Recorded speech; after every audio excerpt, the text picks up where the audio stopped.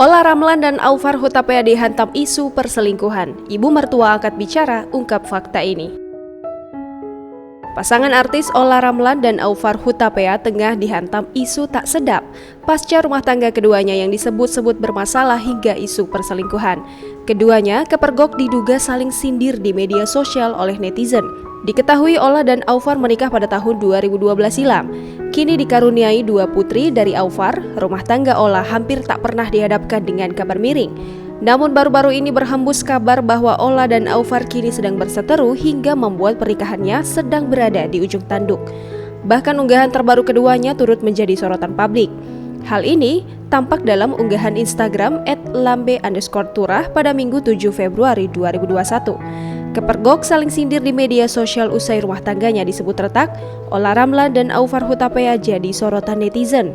Akun Instagram gosip tersebut mengunggah kolase postingan Aufar dan Olla Ramlan. Unggahan Instagram story milik keduanya dianggap berkesinambungan satu sama lain. Foto sebelah kiri menunjukkan unggahan Aufar yang menuliskan kalimat bijak yang terkesan lekat dengan perselingkuhan. Menikahlah dengan perempuan yang ketika ada masalah, ia lari ke Tuhan, bukan ke laki-laki lain, tulis Aufar. Berbeda dengan sang suami, Olla justru mengunggah ulang postingannya ketika ia tampak berpose keren di atas motor besar. Unggahan ini pun sukses menjadi pusat perhatian publik. Ayu Tiara, ibunda Aufar Hutapea, angkat bicara terkait isu rumah tangga anak bermasalah. Secara terang-terangan ibu Aufar Hutapea membantah tegas kabar tersebut. Mertua Olla Ramlan menyebut jika rumah tangga anaknya masih baik-baik saja tanpa masalah.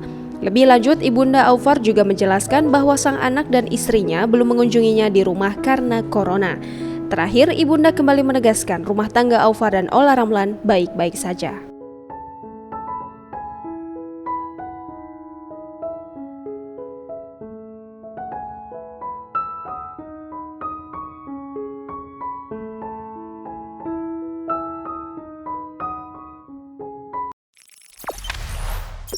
Jangan lupa subscribe, share, komen, dan like ya!